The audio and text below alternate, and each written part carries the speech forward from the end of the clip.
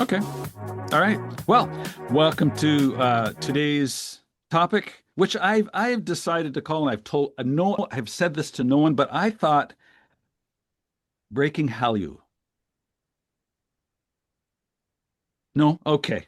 But that's Breaking, what breaking. It break. was sort of like a Breaking Bad, but breaking Hallyu because there's so many ways to go. Actually, I was thinking about it like a breaking wave because Hallyu is the Korean wave, and it's that when the wave is breaking, it's that moment when surfers kind of get excited. It's what they're waiting for. It's the rush. It's the energy, the ride. You know, and that's kind of what the Korean wave or Hallyu kind of feels like. It's been building for years. And every time it breaks, it brings something new, whether it's, music or drama or fashion or film. So today, that's what we're going to do. We're going to dive into that wave with two great guests here that we have, Dr. David Tizzard and Courtney McLaren. And we're going to explore what's behind Hallyu and where it's headed next.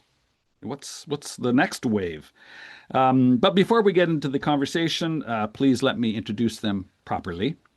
And ladies first, Courtney McLaren is a researcher, educator, and avid Shiny fan with a master's in communications from Simon Fraser University in Canada. Woo-hoo. Her work encompasses transcultural fan practices and Korean popular culture with a focus on K-pop fandom. Her master's research explored K-pop fandom across Canada with a goal to more recent fandom voices in the continually asked why K-pop question. Outside of her research interests, Courtney is currently a native English teacher in Goyang, South Korea, and spends much of her free time reading, crocheting, and annoying her friends about Chinese. She's also a proud animal lover. I think she's taking care of the animals that are disadvantaged here in Korea as she goes about. She's got a soft spot for cats, it appears. We'll get into that.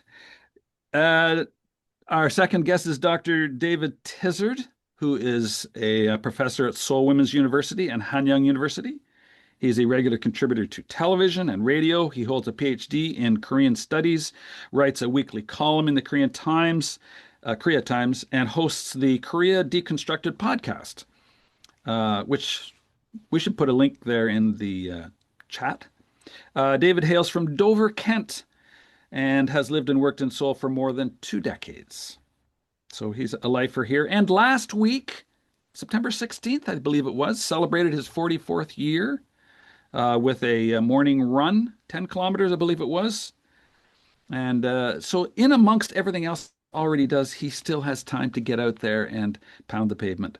So Dr. David Tizzard he's a prolific reader, a polyamorous music lover and musician, and he's an all-around inspiring sort of guy. I did see him speak at the last national conference we held in Yongin, and I really enjoyed his talk. And what stuck with me was how he presented what he was talking about, and so I'm looking forward to some more of that sort of energy. So that's a bit about the backgrounds of our guests. So let's jump right in. Dr. Tizzard, Courtney, thank you for both for joining us today. It's great to have you here. Thank you. Thank you. So I guess my first question, and I'll direct this to you, David. What is Hallyu? It's a very broad question. Well, thank you. Thank you for the introduction. Thank you for telling everybody how old I am. Courtney, it's wonderful to be on this event with you for the first time. Go Shiny. What is Hallyu? You've already said it, by the way, Greg. Hallyu is the Korean wave. It was a term that was coined not by Korean people. I guess if we want to tie this all in, K-pop Demon Hunters is about Korea and it's boosting Korea's popularity around the world, but it's not really made by Korean people. It exists in this kind of third space. It's being made by people, the same people that made Minions and the Lego Ninjago movie. You know, it's made by outside executives, people with an interest and sometimes a family connection to Korea. But Hallyu is the same way. It was a term that was coined by journalists in Hong Kong, in Taiwan, in China. I'll get in trouble by calling them all three distinct places. Mhm. And when they saw Korean culture coming into their countries at the end of the 90s, the beginning of the 2000s. And so it's a Chinese term. Here in South Korea, people didn't call K-pop K-pop until around sort of 2007. Again, K-pop is an outside term, just like people would call it C-pop and J-pop and K-pop. Here in Korea, they just call it 인기가요 or 대중음악, sort of pop music. Why would they call their own music K-pop?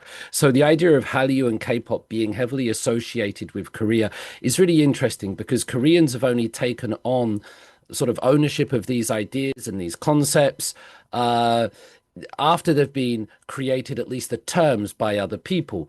Technically, because it's the Korean wave, it means cultural products or things that originate in Korea and then go overseas. So sometimes in my work, I've drawn a distinction between what you might call a Korean drama and a K drama, and Korean pop and K-pop, because the ones that are labeled with a K are kind of technically designed for export and they're designed to go overseas and they're made with a an international audience in mind. And then other things are made purely for domestic consumption and they're made for the people that live here. And those ones that I've classified as Korean contents. Of course, you know, the lines between them all are very blurry, but Hallyu is something that starts in Korea and it goes overseas. It's really interesting to me when once one of my Chinese friends said to me, David, have you watched, for example, you mentioned it, Breaking Bad? And I would say, you know, no, what is it? And they would say, oh, it's an A drama.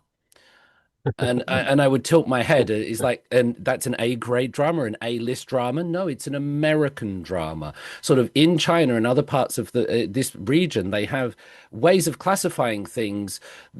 We don't think of it sort of as an A drama because we other everything else, and we think our one is the main one, and everything else needs a denomination to label it. But not always. Hmm. There's some ideas. I'm sure Courtney will have lots to say about that. Well, I'm Yes. curious. I have a question. Is Shiny Korea pop or K-pop then?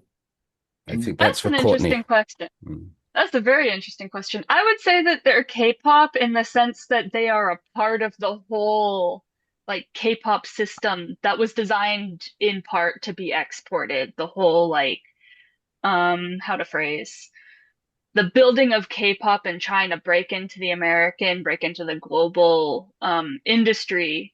They're part of K-pop, but in the sense of them personally, like their goals as a group, because they've been around for it's been 17 years now, they enjoy and are consistently grateful and surprised that they're very globally loved. Taemin and Anu just did world tours, Key's starting a world tour, and they were shocked at the fact that they sold out in multiple different countries. But at the same time, for them, they're not really focused on promoting globally. They're not trying to be the next BTS. They're not trying to be the next Monster X. They just want to put out music. So for them, I think they would say that they're a Korean pop band. But if we're talking about the label of K-pop versus Korean pop, they're a K-pop group. Hmm. Great question, Andre. Well, so on the K-pop, and have a distinctly Canadian perspective. What does sort of how does K-pop or how you translate in Canada? So I say the word in Canada because when I was doing my research, I had to put fences around my project. I wanted to go much bigger, but resources, time, and money were major factors in the fact that I only focused in Canada. And the perspective I come from is transcultural as opposed to transnational. So transnational focuses on the nation. It's like, why do Canadians like K-pop in Canada? Whereas I'm asking, why do fans in Canada like K-pop? They might call themselves Canadian, they might call themselves Korean Canadian, Asian Canadian, French Canadian, because I do have a lot of Quebecois fans. K-pop is huge in Montreal. I'm not looking at why X nationality is a fan of X X nationality is a fan of Y culture. I'm looking at why people are fans of Y culture. And my responses, what I found from all of these fans is that for some of them, it was an identity thing. A lot of Asian Canadians were looking for something that they could identify with that gave them a sense of belonging, a sense of community. A lot of fans talked about, particularly in terms of BTS and Monsta X and some other groups, the concept of struggle, the concept of overcoming adversity. And the most common answer that I got, the whole underlying basis of what my research discovered, is that it makes people happy. It Mm. So many fans, I would ask them, why are you a fan? And they're like, they could talk for 15, 20, 35 minutes. And at the end of this huge long talk, they would just say, it just makes me happy. They just make me happy. Hmm.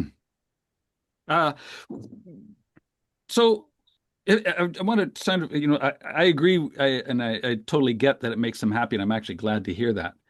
I'm just wondering, excuse me, how if I guess we're saying that the K-pop Demon Hunters is part of K-pop, right? It's export, but fair to say, no? I don't. wouldn't say, yeah, if David wants to take it too. Because you started off, David, saying that it was really not a Korean-made thing. It was made by the same people that made Minions, etc. And so I thought, okay, so this is a K-pop thing.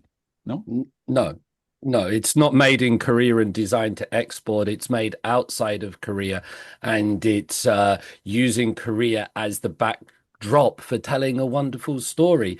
It's the same as when you look at something like Kim's Convenience.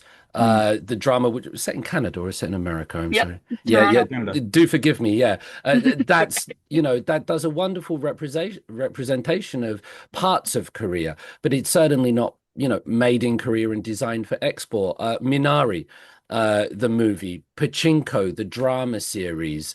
I'm sure there's others that I'm forgetting, but these are not part of the Hallyu thing. They add to it. And they help bring people across, and a lot of people might not really draw a distinction between them. But I would say personally, K-pop Demon Hunters it brings people towards Hallyu and Korean content, but it's not Korean made and designed for export. It's actually quite the opposite. And that just shows you the popularity of Korea, that, now a little bit like something like Turning Red, or Kim's Convenience, that Korea is now used as a backdrop for something cool, not something based on war and depression and division and violence, because you can make something about that and the struggles, and we have MASH in the 70s, something like that. But what Korea is now, it's cool enough that outside people, and I don't use that term with any disrespect,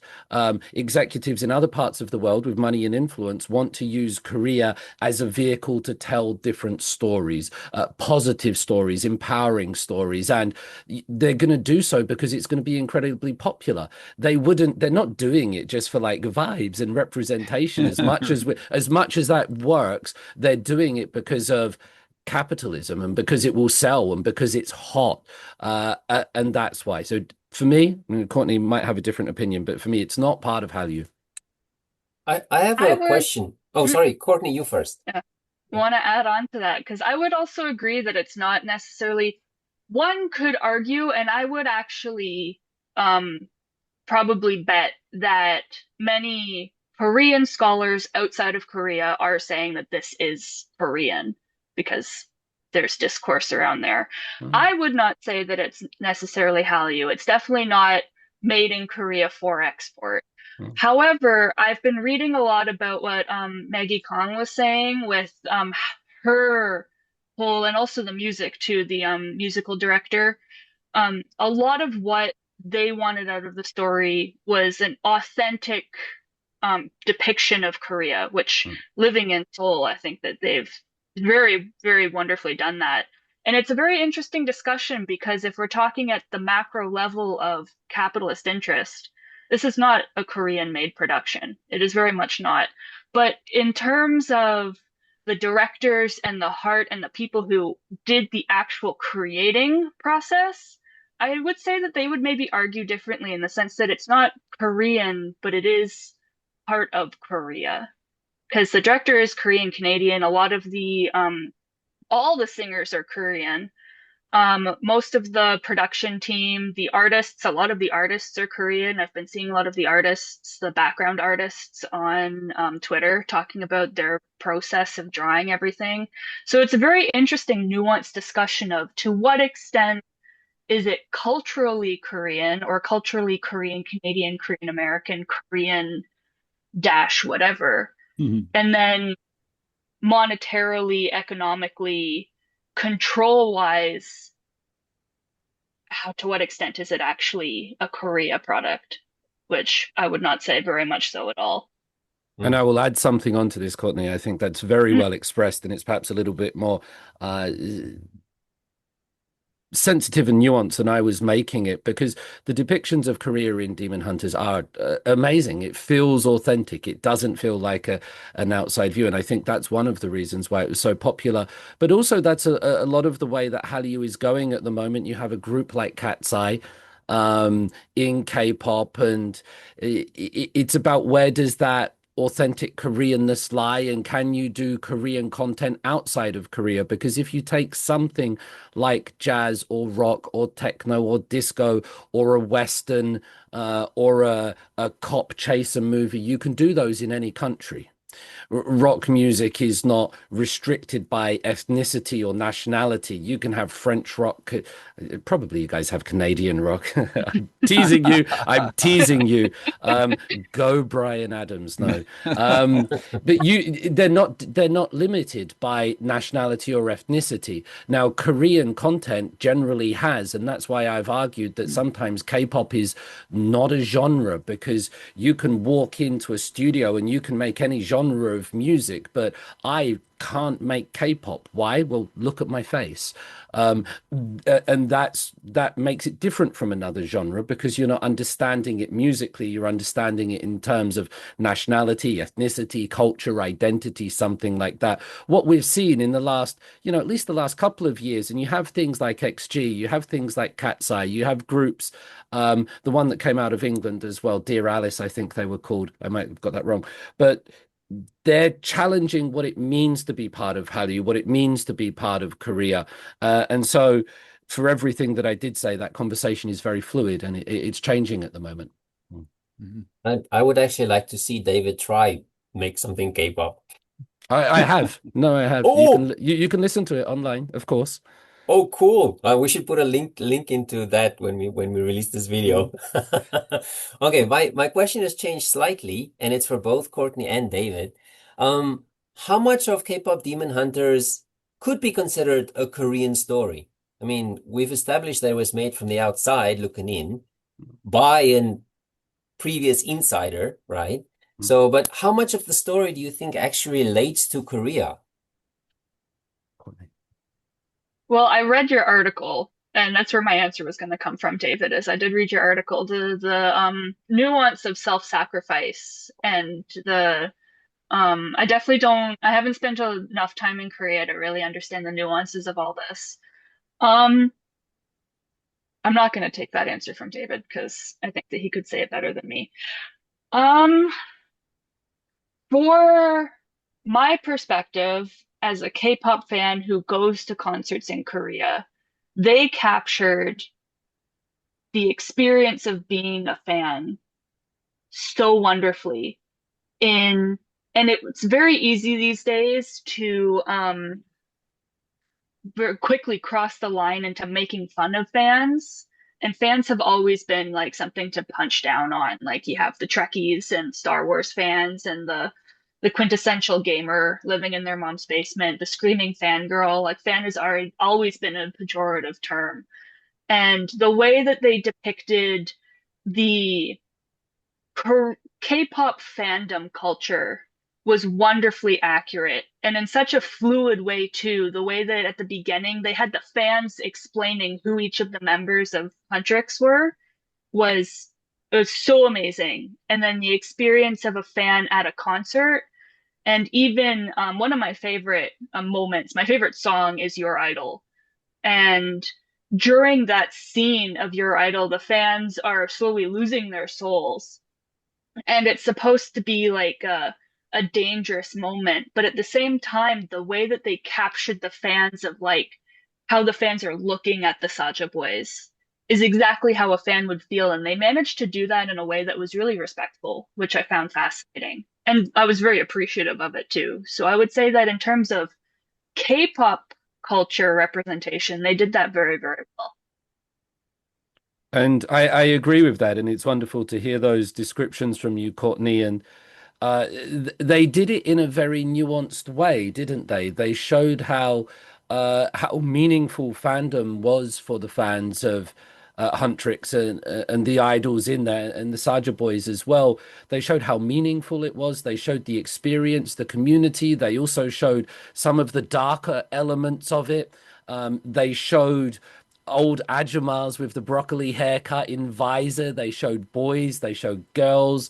And so I think it was almost, they showed the light sticks. They showed what it felt like to stand inside a stadium and to feel that sense of community where it's almost like a church, a religious experience in a way. So I thought that was excellent. It was almost a love letter to fans, and it gave people who are not necessarily fans of K-pop that experience. It gave them this sort of vicarious satisfaction, this Terry Manjok, this way, and this is what it feels like to be swept up in Beatlemania, a baseball game, WWF SmackDown, whatever it might be, but in the K-pop way. And so I also thought that was excellent. Beyond that, we've talked about this outside inside. Watching it, the convenience stores, the Oriental medicine, the rolls of gimbap, the streets of Seoul, the Namsan Tower, the ramyun, everything about it, it looked and felt and almost smelt like the country that I inhabit and have lived in for the last 20 years. So it got it so right. And there's a lot of discussions these days, you know, about cultural sensitivity and representation. It's almost like a minefield in terms of popular culture of what's acceptable and what's not, what's cultural appropriation and what's cultural appreciation. These are conversations that do resonate in parts of the internet and parts of the world, and for good reason sometimes, and for reasons I don't understand other times. But K-pop Demon Hunters got its representation just on a basic level so well. And then Courtney touched on this idea of self-sacrifice, how when I started watching Korean movies, I'm thinking now of something like JSA or Seopyeonjae going back 20 years ago or something. I was amazed because I'd get to the end of the movie and the good guy died. And I would be sat there and my sort of mouth would be open and I wouldn't quite be comprehending what was going on. And all the Korean people around me were like, yay, that's right.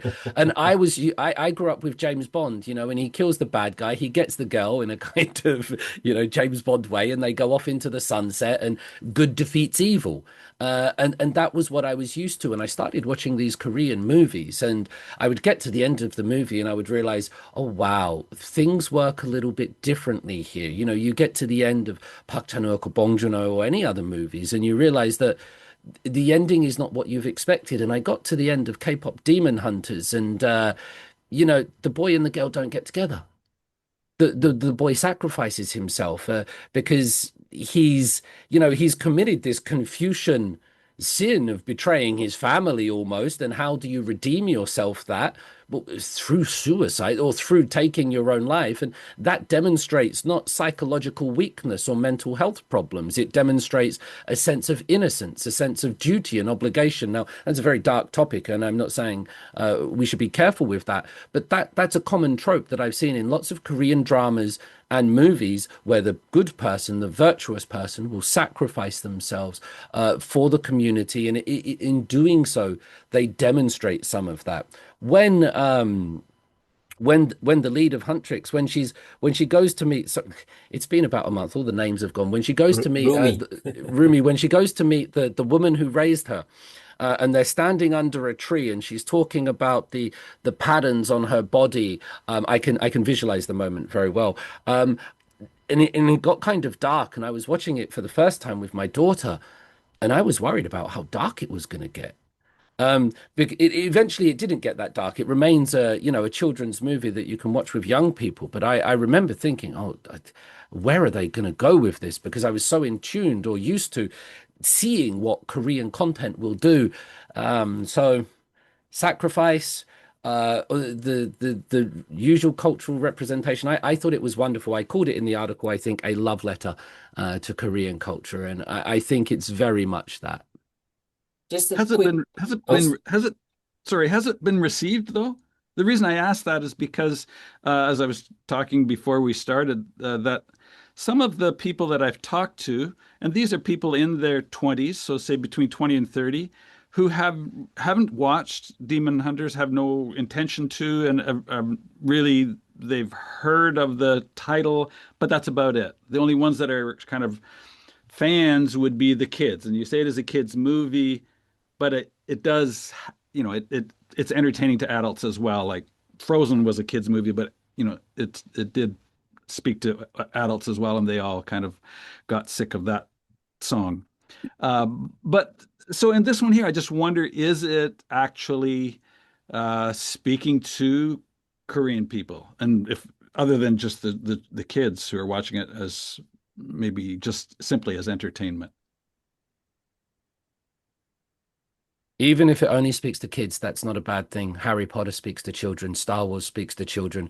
The fandom of children shouldn't be seen as anything less or anything as less Mm. rewarding than if it speaks to old people that like opera.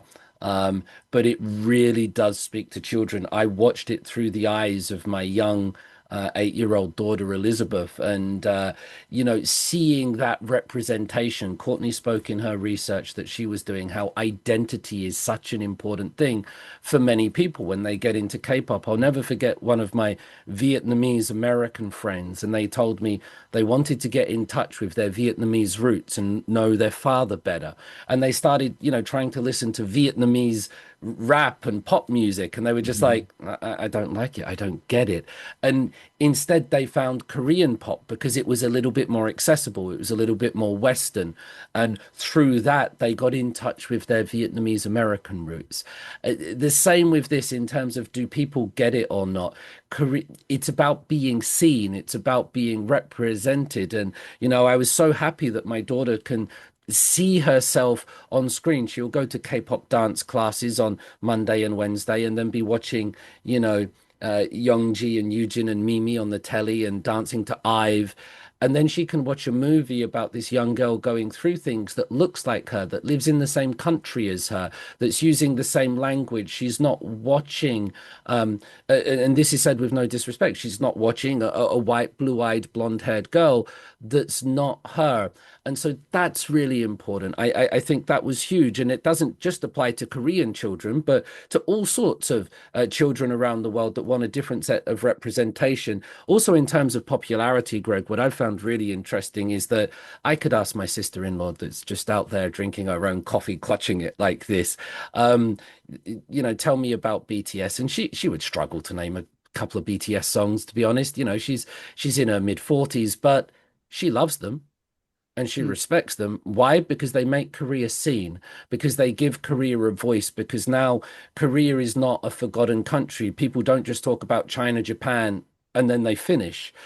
When people go abroad, and now when people say Korea, people don't say North Korea or South Korea. And they weren't saying that like in a low-key racist way. It's because people quite seriously didn't know much about Korea until sort of Psy and Gangnam Style really exploded that. And so what this is doing, whether people in Korea watch it or not, and people have watched it and enjoyed it, it's making Korea seen, it's representing Korea. And I think that's such an important thing. That's really cool. And I have some questions for you guys on your opinion on some of the elements in the movie, like the Honmun, right? The music protecting society from the demons. I found that really interesting because, in a sense, based on what David has said, um, the K-pop kind of protects Korea in a sense from some of the more traditional elements, which David, the scene that you mentioned, of Rumi talking to her aunt under the tree, that's actually the scene that really got me because Mm. traditionally you would expect the aunt to say, yes, be yourself, right? But the aunt did exactly the opposite. She said, no, no, no, no, hide, don't show everybody who you are. Put on the face because it really matters what you appear to be. And then the message in the movie is actually a very Western message in the sense of individualism and be honest about who you are, but it didn't come across in the Western way.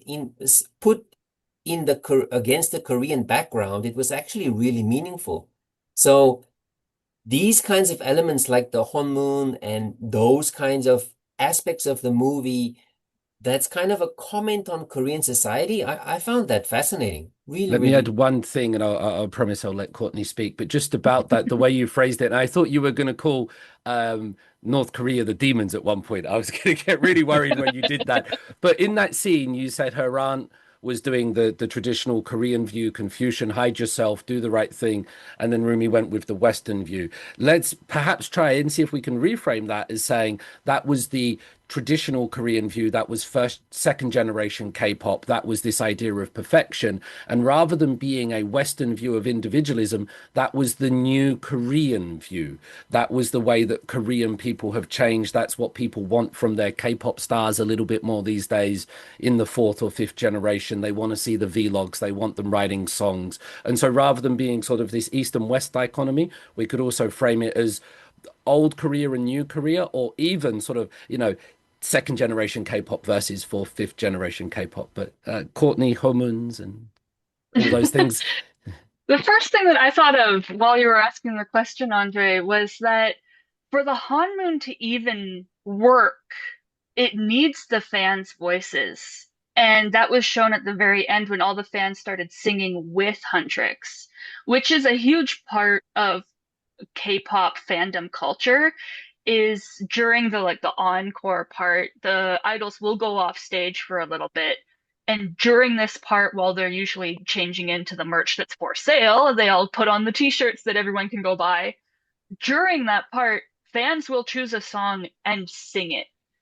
So you'll have 15,000, 30,000, 55,000 fans who have pre-coordinated to all sing the same song. And it's such a communal experience. And sometimes I think the most recent concert I went to, we didn't even wait. Normally at Korean concerts, you don't sing with the idols. It's not necessarily, it depends on the fandom, obviously, and the group, but usually you just listen, you cheer, you do the fan chants, you scream. The most recent concert we went to, the whole stadium was singing the whole time. And it's such a communal aspect of it that even though the message could be interpreted as like individualism, not hiding yourself, be who you are, the experience of Rumi showing who she was also a communal experience because it brought her friends back to her. It's you can't do it alone. It's not an individualism thing. It's more of a you don't have to struggle alone. And I lost track of the second thing I was going to say because that was really important for me to get across that like it's music. And I was also reading an article this morning that a lot of the storyline was centered around the kind of music that they could make. K-pop was really the grounding narrative that they wanted to make sure that the story tied in with the music very, very well. And the Andrew Choi, the singer of Jinu, and I believe it was Audrey Nuna, one of the Huntrix singers, both talked about how the story of and the music that they sang and the whole overarching idea of K-pop Demon Hunters being something where music brings people together it's been a talking point since BTS blew up in 2017, how it doesn't matter what language the music is in, it creates community. Like that's, I think, a more grounded way of interpreting the whole like first gen, second gen, third gen individualism versus collectivism. That's the thought I was going to say. I have seen a recent interview. I'm not sure if it was Keith from Shiny or if it was a different second gen idol talking to a newer idol, an idol from a newer group, about how these newer idols get away with stuff that the older idols would have never thought of doing at their point in their careers. Like, idols can call their fans out now. Idols are starting to legally go after fans for abuse. Idols can be a lot more free in how they say things and what they do, and they don't have to necessarily project a, I don't want to say perfection because they still are held to a certain perfection standard, but they're not given a script to follow. They're not told, here is who you are. You now must force yourself to fit into the box we have given you.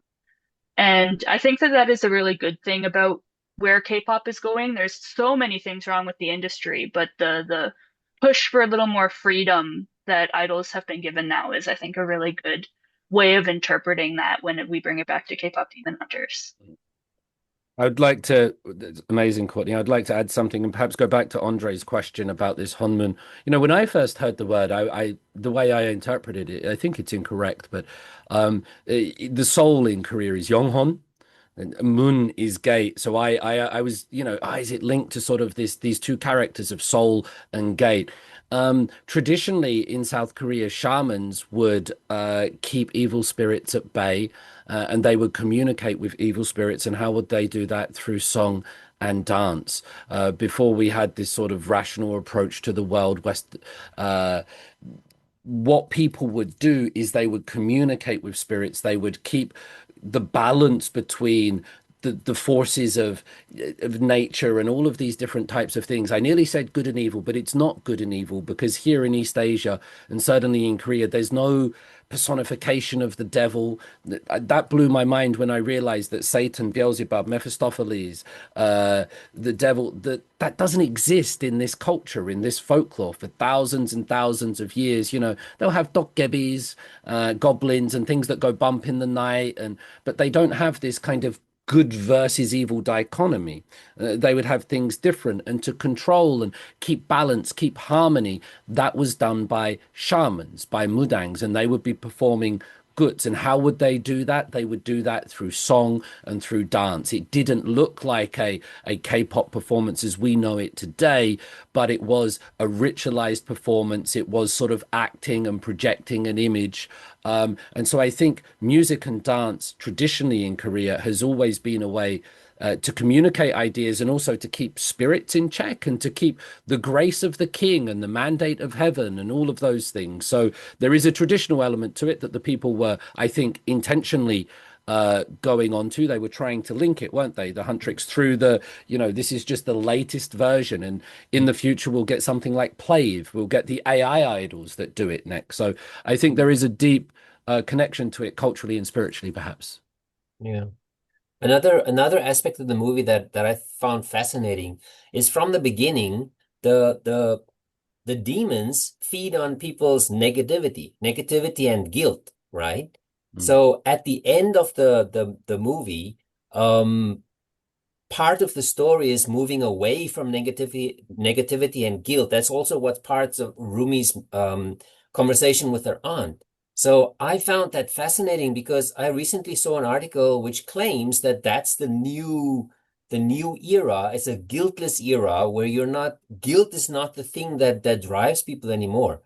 And I found it fascinating that that's written into the movie as well. That's really cool. You're not meant to hide you've heard so many stories about people living overseas that would hide their Koreanness, that would have to hide their gimbap and their kimchi because it wasn't cool. They would have to hide who they were, and not just sort of Korean families, but Chinese and Vietnamese and Japanese or wherever they might be, because it was about assimilating to a dominant culture.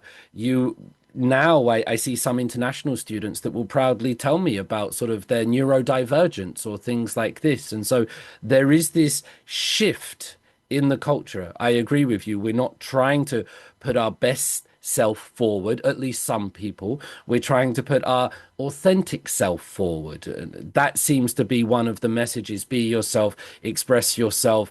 You know, how good this is, we can get more deeper into it, but is there a real self? Is it not just masks all the way down? We play a role when we go to the office, we play a role at home, we play a role when we meet our friends. The idea of this single, unchanging, authentic person again is tied into the idea of the Western Judeo-Christian soul, right? That we have this thing that never changes, never moves. We're Atticus Finch, and this is who we always are. I'm not sure about that, but I think it really helped me with my daughter, Andre, when you say about sort of Rumi accepting the patterns and accepting the things and not hiding them, and that's the big breakthrough, the climax of the movie, and that's what helps good defeat evil in this, that she will not hide. She's going to show herself to the world. She's going to show scars and all, and it's okay to be a little bit broken. It's okay to be a little bit sad. It's okay to not be okay. It seemed to be one of the messages, and I, watching it with my daughter and letting her know that, because if I tell her it's one thing, if some cool K-pop stars tell her, whether they're animated or not, and she loves them and she loves the music, that's another thing. So I was happy that my daughter had that message. Sometimes it's okay not to be okay. Mm. Yeah. So, very, very I deep think Oh, sorry, Courtney, you go. Yeah. I think that guilt might necessarily not be the right word. I think that shame might be a better way to frame it, because shame is such a huge part of Korean culture, and it's also a huge part of just being a human person. If you're ashamed of something, that you can feel the weight of that. It's so heavy. And Rumi plays it so well, the way that they designed her, the way that just the whole character, the shame that she has of having these patterns, of having them grow, of her fear of her friends finding out, that the message of you don't have to be ashamed of these things. Even if you're struggling, we'll do it together. I think just is so well told in K-pop Demon Hunters, and the way that it can resonate with kids and with people. Just quickly going back to the whole, like, does it resonate with Korean young adults? I can't comment on Korean young adults. I can comment on young adults and adults maybe under 35 who are not Korean. We thought it was just going to be a comedy. We thought it was going to be making fun of K-pop. Like, none of my friends wanted to watch it. My one friend who did watch it immediately started bullying me to watch it because she said it was so good. And I was like, there's no way it can be good. There's no way. K-pop Demon Hunters, it's going to be a mockery of everything that is K-pop and Korean, and just there's no point in watching it. And I think that it's a story that people really, really want to hear. They may not know that they need to hear it, but the appeal of it, even if it doesn't seem like it appeals to adults, unless you're a parent or like someone who watches it by accident, or if you're a kid, the appeal is just for everyone. It can appeal to everyone. And I think that that's a strength of the movie. There's definitely a strong Jungian acceptance of the shadow in Rumi. Rumi is a perfect personification of the Jungian acceptance of your dark side. So I thought that was really cool. So in the movie, I was kind of sorry for the demons. They didn't have a very good deal, I think. Yeah. Just looking at the time a little bit, Andre, and I'm just wondering whether any viewers had put any questions in, so if there are, that we could address those. Not yet, but this is a good time to remind people who are watching that please put in questions if you have any questions for David or Courtney. Then we can relay it to them. And you're right, the time is moving, but I have one more question for everybody, because I don't know if you guys know, but at Everland, they're going to set up a K-pop Demon Hunters area where they're going to sell the merchandise, sell the food. But one of the really interesting things they're going to do, with the help of Naver, because Naver has the technology to do it, they're going to set up basically a virtual performance of the K-pop Demon Hunters. And the technology that Naver has basically has a stage, and then behind the stage you have real people dancing, and then with those suits on that copies the movement, and then the characters, the avatars, will be there in 3D dancing and interacting with the audience. So I find this fascinating because it seems to me that K-pop Demon Hunters is going to be where the major shift is from, like Courtney said, idolizing real people to idolizing AI avatars, because you already have that. You already have avatar groups that are famous. But it was interesting to me to watch the K-pop Demon Hunter situation, because Sony Pictures made it. Netflix has all the rights, but the music rights actually belong to another company called Black Label, which used to be YG Entertainment, right? And I don't find that there's a lot of focus on the actual singers behind the K-pop, behind the Huntrix. These companies don't seem to promote the actual singers. They're focusing 100% on the virtual singers, on the Huntrix. And I find that fascinating because that's weird to me. Usually the people who were the voices would be the focus, and they would be the ones invited to sit to have a concert, because everybody wants to see the real people sing. But it seems like people don't want to see the real people sing. They want to see the avatars. I find that fascinating. What I do you think think about that that? it's a good observation. I think that's the way K-pop works. By the way, something like Plave at the moment, they're a virtual K-pop band.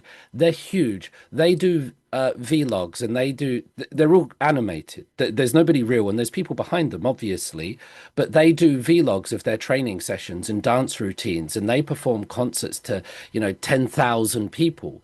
And they're a completely animated group. You could go back to something like Gorillas or Have that been kind music. of thing. Yeah, yeah, exactly. But in K-pop, Andre, you would get, and Teddy Park was a big reason why the music of K-pop Demon Hunters works. And Teddy Park was from one time in YG, and he did so much of the music for Big Bang and Blackpink. You can hear him all over that. But the way K-pop works, if you take somebody like Kenzie from SM. Kenzie from SM, she wrote for Shiny. She wrote a lot of songs for Shiny, and she's written songs for SM for basically 20 years. And she could walk down the street and sit in a coffee shop, and you would not know what she looks like. And if you write music, you get all the money, right? And so she's written from everybody from Shiny all the way up now to Esper and these kind of things. And K-pop has generally always been about somebody behind the scenes, write the music, a Teddy Park, a Kenzie, someone like this, even a JYP, and then the performers perform it. And that's the way it works. And it's the same way with people like Elvis or things like this. But so I don't really see anything new. Instead of changing the group every couple of years, we'll put some different ethnicity members in there, and then we'll put some virtual members in there. It just seems to be a natural evolution of the way K-pop has always been to me. That's very interesting. Courtney? Also, the character appeal, if we're talking about, because K-pop Demon Hunters, like, I've seen adults with the little derpy keychains. I want one. I want one so bad. But there's no official merchandise that I can find yet. They're all terribly made knockoffs. Mm. But I went to the drone show that they did for K-pop Demon Hunters a couple weekends ago. And when I say that it was just kids, like it was packed full of kids. And it was fun to hear all these little Mm. kids just singing songs that are in Korean and English. It was really fun. But if we're talking about a concert, even though the appeal is very broad, I don't think that they would get the same pull if they had Andrew Choi on stage the same way they would if they had Genu on stage. Mm. And I could see Naver, who has their hands in a lot of different pies, um, using this technology as a way to be like, hey, SM, hey, Hybe, look what we can do for you if you don't already have your own tech, which SM obviously does. But also reading an interview with Andrew Choi, who has also worked with Shiny. I love Kenzie. If you're a fan and you know the music enough, you know the producers. Like I know about Kenzie. I know a lot of the choreographers. I follow a lot of them on social media. But Andrew Troy was saying that he's been in the SM basement for decades. It's just where he lives. But as much as he enjoys making his own music, and as much as he is looking forward to putting out new music, he actually said that he much prefers being behind the scenes. Like he would rather not suddenly be doing all these tours. He's very happy with the success and he's very excited to see where it will go. But him personally, he would very much rather stay behind the scenes and just like sing a couple times and then go back to his office and keep producing in the studio. So, yeah, I think that there's a lot of layers to that. It is an interesting question on like how come you don't hear about the actual voices behind it. And I think that that's a lot of musicals, like a lot of musical films, especially ones for kids. You don't hear about it because that's not where the attention is and that's not where the money's going to go. My Unless kid, you're the writer. If you're writing the music, you're going to get the money. So I'm very happy for all the writers. my kids have no interest in meeting Daniel Radcliffe, but they would love to see Harry Potter walk into their room. I think that's a similar thing. Audrey Nuna, just say this, Audrey Nuna, she was on SPNS channel. They have a great thing. It's with Omega Sapien from Barming Tiger. And they did an episode in English with Audrey Nuna. And she talked a little bit about the experience. She said during that during the recording of Golden, during the vocal recording of Golden, there was a ghost in the room. Huh. No, I'm just relaying what she Yeah, said. yeah. She said there was a cuisine, and it's like, oh yeah, okay. So, whether she's telling a story or not, but that's the story she told last week on a podcast. Wow. Interesting. Hmm. Sorry, It's a good Courtney? channel. I want to listen to that episode now. I'm gonna have to go find it. Yeah. I'll send it to you. It's good. Yeah. Oh, I have two comments, one comment and one question from the viewers. So weird to say that. Lisa said she's very thankful for you guys spending the time doing this. And specifically to Courtney, she's looking forward to seeing you. And then Philip Garcia asked if Netflix and Sony will do a theatrical release of the sequels, because fans have been demanding it. Okay, I'm completely out of that loop. So what do you guys think? I know that at the Busan International Film Festival, they're screening it as a sing-along, so that's exciting. As for like international theaters here, um, we need announcement of a sequel before we can even decide if a sequel is going to be theatrically released. Considering that the States and to an extent Canada is part of the market, like it's quickly accessible for the States and Canada as it being a Netflix Sony production. If they made it cheaper to go see, I'm sure people will go see it. But by the time that a sequel comes out, there's no guarantee that people will want to spend the money on it. Like it's very hard to say if they released sing-alongs now, and I'm sure they are. I don't know about Korea, but I think that there's been a couple theaters that have released sing-along theatrical releases. People would go do that now, and I'm sure people are doing it now. What is that But exactly? A sing-along release? so you go to the theater, and everyone has agreed, the social contract is that when the songs are happening, you can sing. Ah, You can join in, as opposed to going to the theater and everyone just sitting quietly and having a good time, and then three people suddenly break out into song. mhm. Yeah. There might Cool. be the lyrics on the bottom of the screen. Oh, my friend just messaged me and said there are lyrics at the bottom of the screen. So there we go. They have the sing along there. Yeah, the Netflix sing-along has that. They have all the lyrics. The Netflix has the movie and the sing-along movie, which is the same movie just with the subtitles. That's interesting. How do they do the Korean lyrics in each? I wonder how they do that, the romanization for them. Good question. I don't know. I'm gonna have to. I don't have Netflix. I had a friend lend it to me, so gonna have to check that out. Mm.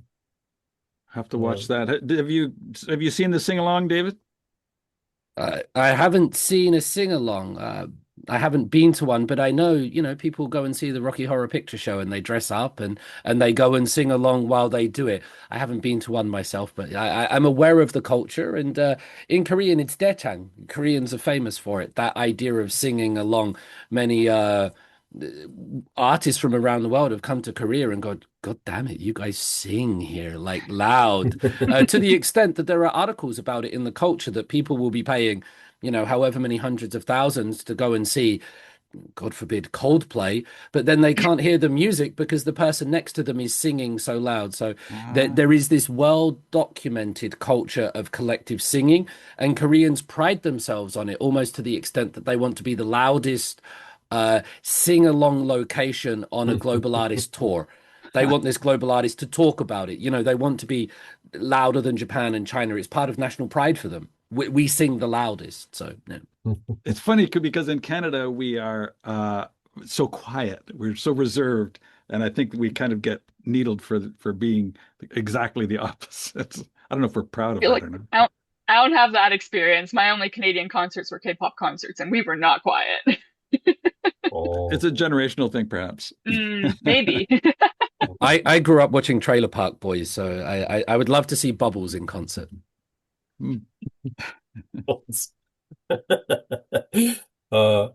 Okay. Well, it's been an hour, so if you guys want to wrap it up, that's fine. If anybody else has any more questions or comments, now's the time. I'll just say that this has been a real treat for me. I'm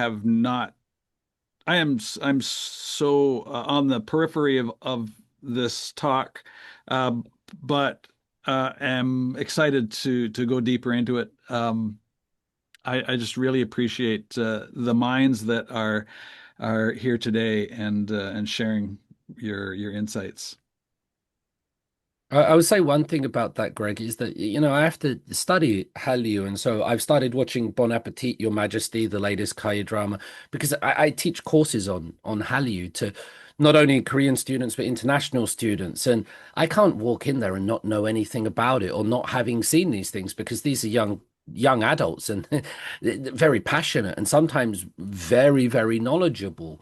And sometimes I'll watch things and I'll listen to things and I'll be like, yeah, maybe it's just me, but I don't really get it, or I don't think and then sometimes I will come across dramas and music and movie that I'm like, that slaps, that's great. And for me, K-pop Demon Hunters was one of them. And I've shown it in class to my students and, discuss it together at the university level. And I'll do the same again this semester once we get round to that period of time. But I think for all that might be said about it, it's a great story that's well told with love, and it came out just at the right time. And just like Courtney said, there was so much hesitation about it, a quick capitalist cash grab. It's not going to be cool, and it's almost going to be, offensive to those that truly love the culture. But what it did is it gave people a chance to see K-pop and fandom in particular in a positive light.